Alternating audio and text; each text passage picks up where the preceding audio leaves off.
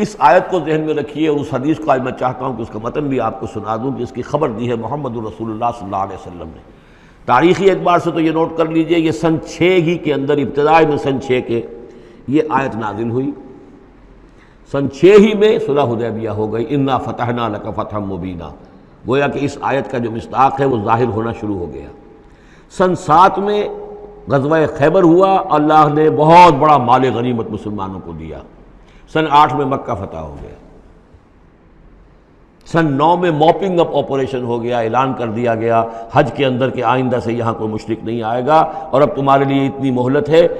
کوئی معاہدہ قائم نہیں رہے گا، جو معاہدے ہیں میعادی ان کی میعاد ختم ہوتے ہی معاہدہ ختم، اور جن کی میعاد کوئی نہیں تھی ان کے لیے ہم 4 مہینے کی میعاد مقرر کر رہے ہیں کہ اس کے بعد کوئی معاہدہ کسی مشرک سے نہیں ہے، جب یہ مدت ختم ہو جائے گی قتل عام شروع ہو جائے گا۔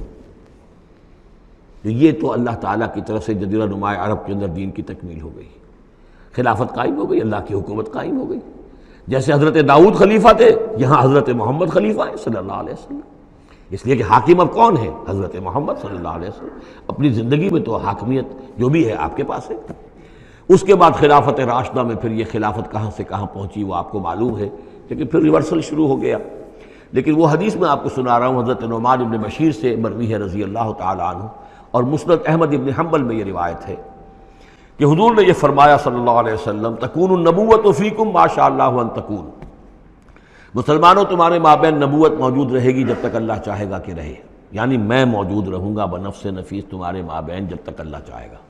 ثم یرفع اللہ اذا شاء یرفعها، پھر اللہ تعالیٰ اس کو اٹھا لے گا جب چاہے گا، نبوت کو اٹھا لے گا، یعنی میرا انتقال ہو جائے گا، تو ایک دور جو ہے وہ ختم ہو جائے گا۔ فرمایا ثم تکون خلافۃ علی منہاج النبوۃ، پھر خلافت ہوگی نبوت کے نقش قدم پر، نبوت ہی کے طریقے پر، ٹھیک وہی نظام جو محمد عربی صلی اللہ علیہ وسلم نے قائم کیا تھا، بعین ہی، ایک بال کے فرق کے بغیر وہ نظام جو کا تو قائم رہے گا، خلافت علی منہاج النبوۃ۔ فتکون ما شاء اللہ وان تکون، یہ بھی رہے گا جب تک اللہ چاہے گا یہ دور۔ ثم یرفع اللہ اذا شاء یرفع، پھر اس دور کو بھی اللہ اٹھا لے گا جب اللہ چاہے گا۔ ثم تکون ملکن عاضا، پھر ملوکیت کا دور آئے گا، اور وہ کاٹ کھانے والی ملوکیت ہوگی، کاٹ کھانے والی ملوکیت، ظالم ملوکیت، اور یہ بھی رہے گا جب تک اللہ چاہے گا، پھر اللہ اس کو بھی اٹھا لے گا۔ پھر چوتھا دور آئے گا، ثم تکون ملکن جبریا، پھر غلامی کی ملوکیت ہوگی، یعنی یہ دور جو ہمارا گزرا ہے کولونیل دور، پہلے یہ کہ ملوک تھے، بادشاہ تھے، چاہے وہ بنو عباس میں تھے یا بنو امیہ میں سے تھے، یا یہ کہ ترک تھے، مسلمان تو تھے، کلمہ گو تو تھے، ان میں کوئی نہ اچھا بھی ہوتا تھا، بہت اچھے لوگ بھی تھے، برے لوگ بھی تھے، لیکن مسلمان تو تھے، کلمہ گو تو تھے۔ لیکن چوتھا دور آیا کہ کہیں ہم انگریزوں کے غلام ہو گئے، کہیں ہم ولندیزیوں کے غلام ہو گئے، کہیں ہم فرانسیسیوں کے غلام ہو گئے، کولونیل پاورز۔ تو ہماری تو ملکہ معظمہ جو ہے ملکہ وکٹوریہ تھی، 1857 سے تو ہم ان کی رعایا بن گئے تھے، اس سے پہلے تو جو بھی تھی بہرحال ایسٹ انڈیا کمپنی جو تھی، لیکن یہ کہ بعد میں تو ہم براہ راست تاج برطانیہ کے غلام تھے۔ یہ چوتھا دور ہے جو تقریباً یوں سمجھیے کہ ابھی نصف میں پہنچا ہے، اس اعتبار سے کہ اگرچہ براہ راست وہ جو حکومتوں کا جو ہے جو یہاں پر تھا، جو بساط بچھی ہوئی تھی وہ لپیٹ دی گئی ہے، لیکن ابھی مالیاتی اعتبار سے ریموٹ کنٹرول سے وہی قوتیں ہیں کہ جو آج بھی کنٹرول کر رہی ہیں ہمیں، یہ ریموٹ کنٹرول ہے۔ ابھی یہ چوتھا دور ختم نہیں ہوا ہے، پہلے یہ براہ راست آکوپیشن اور اپنی حکومتیں، اپنی فوجیں لا کر، اب یہ ہے کہ اس کے بغیر بائی پراکسی،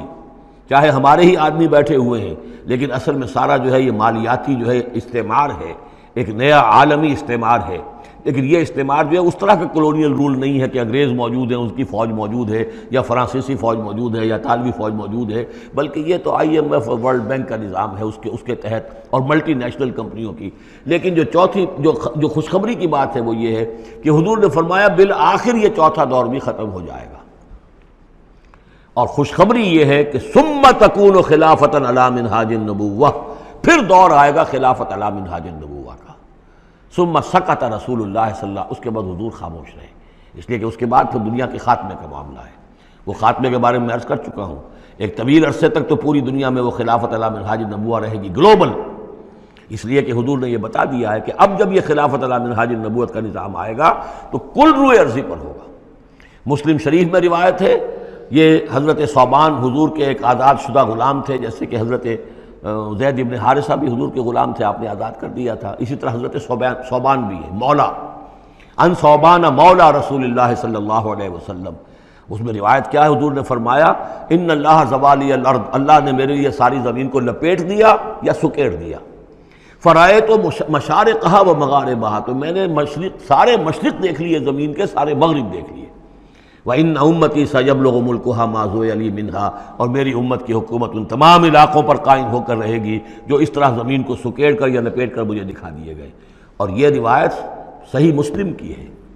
اسی طرح کی ایک اور حدیث ہے حضرت مقداد بن الاسود سے رضی اللہ تعالی عنہ کہ اس روئے ارضی پر کوئی گھر اور کوئی خیمہ نہیں بچے گا، یعنی سیٹلڈ جو علاقے ہیں جہاں گھر ہیں، شہر ہیں، گھر بنے ہوئے ہیں، مکان بنے ہوئے ہیں، یا نومیڈک ٹرائبز جہاں بھی ہیں کہ وہ اپنے خیمے لے کے ادھر سے ادھر جاتے رہتے ہیں، نہ کوئی گھر بچے گا نہ خیمہ جس میں اللہ کا دین داخل نہ ہو جائے. بعز عزیز اور ذل ذلیل، یا تو یہ کہ گھر اور خیمے والا اسلام قبول کرے گا، اسلام اس کے گھر میں داخل ہوگا، اس کا بھی اعزاز ہوگا، اور یا وہ گھر والا اسلام قبول نہیں کرے گا لیکن اسلام کی بالادستی جو ہے تسلیم کرنی پڑے گی. یؤتوا الجزیۃ عن ید وہم صاغرون، یہ جو ہم پڑھ آئے ہیں سورہ توبہ کے اندر، تو گویا کہ اس کے گھر میں بھی اسلام تو آ گیا لیکن وہ بدبخت جو ہے اسلام کی نعمت سے اور اس کے اعزاز سے محروم رہا. یہ ہے وہ خبر کہ جو ہے صحیح احادیث ہیں. اور یہ منطقی طور پر بھی سمجھ لیجئے کہ قرآن مجید میں یہ بات واضح کر دی گئی کہ حضور کو بھیجا گیا غلبہ دین کے لیے، 3 دفعہ فرمایا. سورہ توبہ میں ہم پڑھ چکے ہیں، 2 مرتبہ آگے اور آنا ہے. هو الذی ارسل رسولہ بالہدی ودین الحق لیظہرہ علی الدین کلہ، اور 5 مرتبہ فرمایا کہ حضور کو بھیجا گیا پوری نوع انسانی کے لیے. اس کی سب سے نمایاں اور سب سے جو لوگوں کے اندر عام طور پر معروف آیت ہے وہ یہ ہے وَمَا أَرْسَلْنَاكَ إِلَّا كَافَّةً لِلنَّاسِ بَشِيرًا وَنَذِيرًا. ویسے ہم پڑھ آئے سورہ انبیاء میں وَمَا أَرْسَلْنَاكَ إِلَّا رَحْمَةً لِلْعَالَمِينَ، اس کا بھی مفہوم یہی ہے، تمام جہان والوں کے لیے ہم نے بھیجا ہے آپ کو رحمت بنا کر. اور ہم نے نہیں بھیجا ہے محمد آپ کو مگر پوری دنیا کے لیے، پوری نوع انسانی کے لیے بشیر اور نذیر بنا کر. ان دونوں کو جوڑیں تو اس کا منطقی نتیجہ بھی یہ ہے کہ حضور کی بعثت کا مقصد مکمل ہوگا ہی اس وقت جبکہ کل عالم انسانیت پر دین غالب ہو جائے، اور یہ ہو کر لینا ہے. وَمَنْ كَفَرَ بَعْدَ ذَلِكَ فَأُولَٰئِكَ هُمُ الْفَاسِقُونَ وَأَقِیمُوا الصَّلَاةَ وَآتُوا الزَّکَاةَ، اور نماز قائم کرو اور زکوٰۃ ادا کرو. وَأَطِیعُوا الرَّسُولَ لَعَلَّکُمْ تُرْحَمُونَ، رسول کی اطاعت کرو تاکہ تم پر رحم کیا جائے. چونکہ روح سخن منافقین کی طرف ہے، اور میں نے آپ کو بتایا تھا ان پر جو شاخ گزر رہی تھی وہ در حقیقت رسول کی اطاعت تھی. بار بار کہتے تھے، یہ اپنے جی سے بات کہہ دیتے ہیں، آیت تو ابھی اتری نہیں، ابھی کوئی آیت تو آئی نہیں، قرآن میں تو ابھی یہ حکم آیا نہیں. یہ معاملہ جو ہے ان کو شاخ گزر رہا تھا حضور کی اطاعت. وَأَقِیمُوا الصَّلَاةَ وَآتُوا الزَّکَاةَ، اور نماز قائم کرو اور زکوٰۃ ادا کرو. وَأَطِیعُوا الرَّسُولَ لَعَلَّکُمْ تُرْحَمُونَ، اور اللہ رسول کی اطاعت کرو تاکہ تم پر رحم کیا جائے. لَا تَحْسَبَنَّ الَّذِينَ كَفَرُوا مُعْجِزِينَ فِي الْأَرْضِ، یہ کافر یہ نہ سمجھیں کہ وہ اللہ کو تھکا دیں گے یا ہرا دیں گے اس زمین میں. وَمَأْوَاهُمُ النَّارُ، ان کا ٹھکانہ آگ ہے. وَلَبِئْسَ الْمَصِيرُ، اور بہت برا ٹھکانہ ہے. یا ایھا الذین آمنوا لیستأذنکم الذین ملکت ایمانکم، اب وہی جو سماجی احکام کچھ دیے گئے تھے کہ اذن لیے بغیر تم داخل نہ ہو گھر میں، اور اس طرح کے آداب جو ہیں معاشرتی ان کے ضمن میں مزید احکام آ رہے ہیں. یہ سورہ مبارکہ کی ترتیب یہ ہے، یوں سمجھیے کہ جیسے کوئی انگوٹھی ہو اور بڑا سا ہیرا جو ہے لگا ہوا ہے، دونوں طرف جو ہے وہ اس کا پتلے سائڈ سے یا ہار ہے، اور اس کے نیچے جو ہے درمیان میں کوئی بڑا ہیرا ہے، دوسری طرف موتی ہے. اس کے بالکل وسط میں 5واں رکوع ہے، یہ اللہ نور السماوات والارض مثل نورہ کمشکاۃ فیہا مصباح، اور آیت نمبر 35 وہ عظیم کوہ نور ہیرے کے مانند ہے. پھر دونوں طرف جو ہے یہ مضامین ہیں، کچھ ادھر ہیں سماجی احکام، کچھ ادھر ہیں سماجی احکام، اور اس طریقے سے یہ ایک عظیم بہت خوبصورت ہار کی شکل بن گئی. لیستأذنکم الذین ملکت ایمانکم، چاہیے کہ جو تمہارے غلام ہیں اور باندیاں ہیں وہ بھی اجازت لے کے اندر داخل ہوا کریں. والذین لم یبلغوا الحلم، اور وہ لوگ بھی تمہارے کہ جو کہ ابھی وہ بالغ نہیں ہوئے ہیں وہ بچے بھی. منکم 3 مرات، 3 اوقات دن رات کے ایسے ہیں کہ جن میں خاص طور پر جو پرائیویسی کا اہتمام ہونا چاہیے، اور اس میں یہ کہ کوئی بھی اجازت لیے بغیر بچے بھی نہ جائیں. من قبل صلاۃ الفجر، ایک تو فجر کی نماز سے قبل. وحین تضعون ثیابکم من الظہیرۃ، اور جو تم ظہر کے وقت ظہیرہ جس کو کہتے ہیں، اپنے کپڑے ذرا اتار کے سستاتے ہو، قیلولہ کرتے ہو، ہلکے کپڑوں کے اندر انسان لیٹتا ہے. ومن بعد صلاۃ العشاء، اور نماز عشاء کے بعد. 3 عورات لکم، یہ 3 اوقات تمہارے پردے کے اوقات ہیں، یہ تمہاری خاص پرائیویسی کے اوقات ہیں. لیس علیکم ولا علیہم جناح، بعدہن ان کے علاوہ عام حالات میں کوئی حرج نہیں ہے، بعدہن کہ وہ یعنی وہی تمہارے ملازم ہیں، تمہارے غلام ہیں یا باندیاں ہیں یا اسی طریقے سے تمہارے بچے ہیں، طوافون علیکم بعضکم علی بعض، وہ آئیں جائیں گھروں کے اندر، ظاہر بات ہے کہ اس کمرے میں آئے ہیں اس میں گئے ہیں، اس میں کوئی حرج نہیں ہے کہ وہ آئیں جائیں اور پھریں۔ کذالک یبین اللہ لکم الآیات، اسی طرح اللہ تعالیٰ تمہارے لیے اپنی آیات واضح کر رہا ہے، واللہ علیم الحکیم، اور اللہ تعالیٰ علیم اور حکیم ہے۔ وَإِذَا بَلَغَ الْأَطْفَالُ مِنْكُمُ الْحُلُمَ، اور جب تمہارے بچے جو ہیں جو لڑکے ہیں وہ بھی بالغ ہو جائیں، انہیں سب سمجھ آ جائے جو بھی معاملات ہیں دونوں شوق کے، فَلْيَسْتَأْذِنُوا كَمَا اسْتَأْذَنَ الَّذِينَ مِنْ قَبْلِهِمْ، تو پھر وہ بھی اذن لے کر اسی طرح داخل ہوا کریں جیسے کہ پہلا حکم آیا تھا کہ اذن لیے بغیر گھر میں داخل نہ ہو۔ کذالک یبین اللہ لکم آیاتہ، اس طرح اللہ تعالیٰ تمہارے لیے اپنی آیات کو واضح کر رہا ہے، واللہ علیم الحکیم، اللہ علیم اور حکیم ہے۔ والقواعد من النساء اللاتی لا یرجون نکاحا، اور وہ عورتیں تمہارے میں سے، تمہاری خواتین میں سے کہ جو اب بیٹھ رہی ہوں، یعنی لا یرجون نکاحا، اب وہ نکاح کی امیدوار نہ ہوں، ایک خاص عمر سے گزر چکی ہیں، اب کوئی نکاح وغیرہ کرنے کا سوال نہیں ہے، بیوہ ہیں یا کچھ اور جو بھی معاملہ ہے، لیکن یہ کہ بہرحال اب معمر ہو چکی ہیں، فَلَيْسَ عَلَيْهِنَّ جُنَاحٌ أَن يَضَعْنَ ثِيَابَهُنَّ، تو ان کے اوپر کوئی حرج نہیں ہے کہ وہ جو اپنے اضافی کپڑے ہیں وہ اتار دیا کریں، یعنی بڑی چادر لے کر ہی نکلنا ان کے لیے وہ لازم نہیں ہوگا،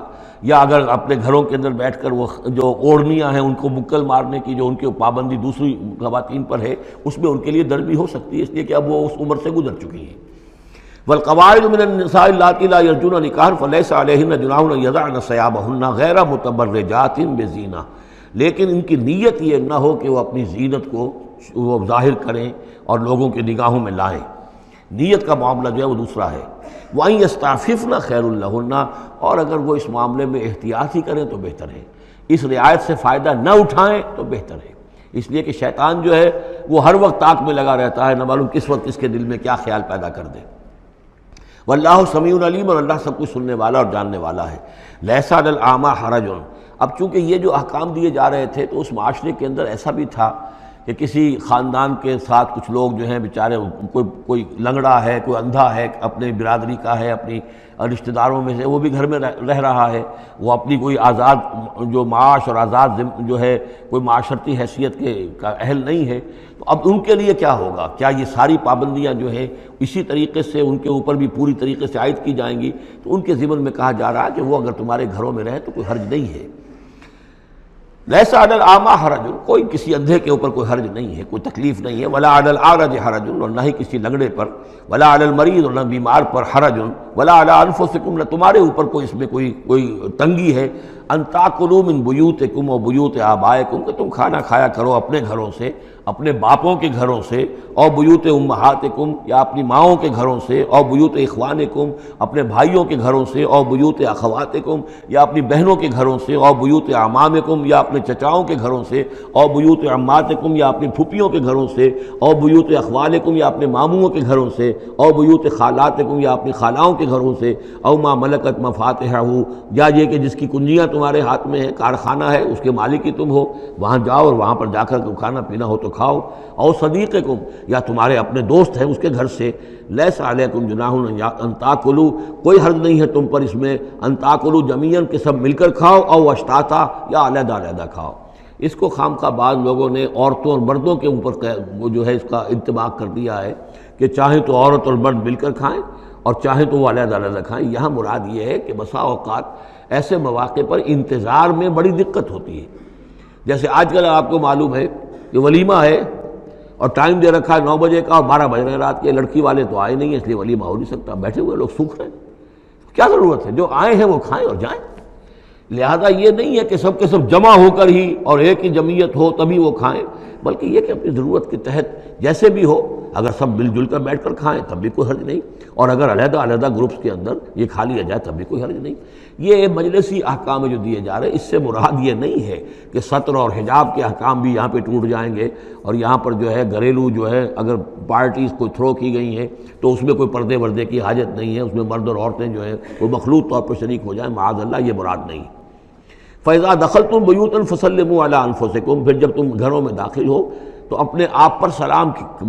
بھیجا کرو، یعنی انفسکم سے مراد ہے گھر میں رہنے والے جو ہیں وہ تمہارے ہی میں سے ہیں، تمہارے رشتہ دار ہیں، عزیز ہیں، یا تمہارے اپنے گھر میں بھی داخل ہو تو السلام علیکم کہو۔ تحیۃ من عند اللہ مبارکۃ طیبۃ، یہ دعا ہے اللہ کے پاس سے، اللہ نے تمہیں سکھائی ہے السلام علیکم، اور یہ مبارک بھی ہے اور پاک بھی ہے۔ کذالک یبین اللہ لکم الآیات لعلکم تعقلون، اسی طرح اللہ تعالیٰ تمہارے لیے اپنی آیات کو واضح کر رہا ہے، کھول کر بیان کر رہا ہے تاکہ تم عقل سے کام لو۔ اب آخری جو رکوع ہے اس کا، اس سورہ مبارکہ کا، اور اس کی کل 3 آیات ہیں، یہ خالص جماعتی زندگی، وہ جو جہاد اور قتال کے لیے یا کسی اور اجتماعی کام کے لیے حضور جب نکلتے تھے اور اہل ایمان آپ کے ساتھ ہیں، اس وقت کیا صورتحال ہونی چاہیے۔ انما المؤمنون الذین آمنوا باللہ ورسولہ، مومن تو صرف وہی ہیں جو ایمان لائے اللہ پر، اس کے رسول پر، وَإِذَا كَانَ مَعَهُ عَلَىٰ أَمْرٍ جَامِعٍ، اور جب وہ ہوتے ہیں ان کے ساتھ یعنی رسول کے ساتھ کسی اجتماعی کام کے ضمن میں، لم یذهبوا حتیٰ یستاذنوہ، تو وہاں سے جاتے نہیں ہیں جب تک کہ اجازت نہ لے لیں۔ اب آپ نکلے ہیں کسی کام کے لیے، ایک نفری ہے آپ کے ساتھ، لیکن یہ کہ کوئی کہیں کھسک جائے کوئی کہیں کھسک جائے تو یہ تو صحیح نہیں ہے۔ وہ تو یہ ہے کہ اب اس اجتماعی نظم کا تقاضا یہ ہے کہ اب جہاں بھی وہاں سے کوئی عذر پیش آ گیا ہے، کوئی ایسی مجبوری ہے، کوئی جانا ہے، تو اجازت لے کر جائیں۔ علی امر جامع لم یذهبوا حتی یستاذنوہ، جب تک کہ اذن نہ لے لیں۔ ان الذین یستاذنونک اولئک الذین یؤمنون باللہ ورسولہ، یقیناً جو اے نبی جو لوگ آپ سے اجازت لیتے ہیں وہی ہیں کہ جو ایمان رکھتے ہیں اللہ پر، اس کے رسول پر۔ فاذا استاذنوک، پھر جب وہ آپ سے کوئی اجازت مانگے، رخصت مانگے، لبعض شانہم، اپنی کسی عذر کی وجہ سے، فاذن لمن شئت منہم، تو اجازت دے دیجئے جسے آپ چاہیں۔ مطلب یہ ہے کہ جو لیڈر ہے، جو اس وقت سپہ سالار ہے، اسے معلوم ہے سچویشن کیسی ہے، میرے پاس پہلے ہی نفری، میرے پاس کوئی اضافی نفری ہے جس میں سے میں کسی کو ریلیو کر سکتا ہوں، یا پہلے ہی میرے پاس کم نفری ہے، اس میں کسی اور کی کمی جو ہے وہ اور زیادہ خطرناک ہو جائے گی نتائج کے اعتبار سے۔ لہذا یہ نہیں ہے کہ صاحب میں نے اجازت طلب کی ہے تو مجھے اجازت ملنی چاہیے، یہ نہیں، اجازت کیا ہوئی پھر؟ یہ تو وہی ہے جو تھانے داروں کسی معافی مانگتی ہے، اچھا میں نے تو کچھ نہیں کیا لیکن اگر آپ سمجھتے ہیں کہ میں نے کچھ کیا تو میں معافی مانگتا ہوں۔ تو یہ تو در حقیقت الٹی دھونس ہے کہ آپ بڑے کمینے آدمی ہیں، میں نے تو کچھ کیا نہیں تھا پھر بھی آپ سمجھ رہے ہیں کہ میں نے کچھ کیا ہے، تو میں اتنا اونچا ہوں کہ پھر میں معافی مانگتا ہوں۔ تو یہ در حقیقت وہ انداز نہیں ہے۔ اجازت تو طلب کرنی ہے تو یہ ہے کہ اجازت لے کر اجازت ملے، اور یہ اختیار جو ہے پھر اے نبی آپ کو ہے کہ آپ چاہیں تو اجازت دیں۔ فاذن لمن شئت منہم واستغفر لہم اللہ، اور اس پر بھی ان کے لیے استغفار کیجئے اللہ سے، کیونکہ انہوں نے ظاہر بات ہے اپنے کسی ذاتی کام کو زیادہ اہمیت دی ہے اس اجتماعی کام سے۔ یہ اجتماعی کام نبی کا ذاتی نہیں ہے، یہ دین کا کام ہے، اللہ کے دین کا کام ہے۔ دین کو غالب کرنا فرض منصبی اللہ کی طرف سے ہے ان پر، لہذا اس کے لیے تم ان کے ساتھ نکلے ہو۔ لہذا یہاں پر جو ہے اب اگر تم نے اپنے ذاتی کام کو اس دین کے کام سے اہم تر سمجھا ہے تبھی تو یہاں سے رخصت لے کر جا رہے ہو۔ یہ خود ایک ہلکی بات ہے، گویا کہ تم نے دین کے کام کو کمتر سمجھا ہے اللہ کے کام اپنے کام سے، اور اس کو اہمیت زیادہ دی ہے۔ لہذا استغفار، اے نبی ان کے لیے استغفار کیجئے، واستغفر لہم اللہ، اور ان کے لیے استغفار کیجئے، ان اللہ غفور الرحیم، یقیناً اللہ تعالیٰ غفور الرحیم ہے۔ ایک بات البتہ نوٹ کر لیجئے کہ یہ مضمون جب سورہ توبہ میں آیا ہے تو اس سے اگلا قدم ہے، یہ چونکہ ہے سن 6، وہ ہے سن 9، 3 سال میں فرق کیا واقع ہوا؟ ابھی تو فرمایا گیا ہے کہ جو اجازت لے کر جاتا ہے نبی وہ وہی ہے کہ جو واقعی ایمان رکھتا ہے، لیکن وہاں فرمایا گیا جو ایمان رکھتے ہیں وہ اجازت لیتے ہی نہیں۔ وہ جو موقع تھا وہ تھا نفیر عام کا موقع، وہ موقع تھا نہایت ہی یوں سمجھیے ایمرجنسی کا موقع، اس موقع پر اجازت طلب کرنا ہی در حقیقت اس بات کی علامت تھی کہ یہ منافق ہے، لہذا وہاں روکا گیا۔ آپ نے کیوں اجازت دے دی؟ اف اللہ عنک لما اذنت لہم، کیوں آپ نے اجازت دے دی؟ آپ کی اجازت آپ نہ دیتے تب بھی انہوں نے جانا نہیں تھا، تو ان کا جو نفاق کا پردہ چاک تو ہو جاتا نا، ان کی حقیقت تو کھل جاتی۔ تو یہ وقت کے حوالے سے ہے، اور اس کو درجہ بندی بھی کہہ سکتے ہیں۔ ایک وہ لوگ ہیں جو اس دین کے کام کے لیے اس درجے ہمتن اپنے آپ کو پیش کر چکے ہیں کہ دنیا کے کسی بھی کام کو اس سے اہم تر نہیں سمجھتے، وہ کیسے اجازت طلب کریں گے؟ اس سے نچلا درجہ ہے کہ وہ لوگ ہیں جو دین کے اس کام میں لگے ہوئے ہیں، لیکن کم سے کم نظم کی اتنی پابندی تو کرتے ہیں کہ اگر کہیں انہیں ضرورت پیش آ گئی جانا ہے تو اجازت لے کر جائیں۔ اس سے نیچے وہ لوگ ہیں جو اجازت کے بغیر ہی کھسک گئے تو معلوم ہے ان کا تو سرے سے اس کام سے سرے سے کوئی تعلق ہے ہی نہیں۔ تو درجہ بندی ہے، سیڑھیاں ہیں، اوپر کی سیڑھی کے اعتبار سے درمیانی سیڑھی نیچے ہے، لیکن نیچے والی سیڑھی کے اعتبار سے درمیانی اونچی ہے۔ تو یہ ریلیٹیو معاملہ جو ہے رہے گا کہ ایک وہ لوگ ہیں جو سرے سے اس کا بھی خیال نہیں کرتے کہ اجازت لیں، اجتماع ہے، کوئی اس کی معذرت بھی نہیں کی ہے، نہ بعد میں کی ہے، نہ پہلے کہا ہے کہ میں نہیں آ سکتا، معلوم ہوا کہ انہیں کوئی سرے سے احساس ہی نہیں ہے کہ ہم کسی نظم کے پابند ہیں اور ہماری کوئی ذمہ داری ہے۔ اس سے بہتر کم سے کم وہ لوگ ہیں کہ جو اپنا عذر پیش کر دیتے ہیں، اجازت لے لیتے ہیں۔ لیکن اس سے بھی بہتر اونچا درجہ ہے کہ دنیا کے کسی بھی کام کو دین کے اس کام سے اہم تر مت سمجھو، اللہ تعالیٰ تمہارے کام سنوارے گا، اللہ تعالیٰ تمہاری ذمہ داری قبول کر لے گا، تم اللہ کے کام کے لیے نکلو۔ لا تجعلوا دعاء الرسول بینکم کدعاء بعضکم بعضا، تم یہ رسول کا بلانا اپنے مابین ایسے نہ سمجھ لو جیسے تمہارا آپس میں ایک دوسرے کو بلانا ہوتا ہے۔ بلانا یہ بھی ہے، آپ نے کسی کو دعوت دی، میرے گھر آئیے کھانا کھائیے،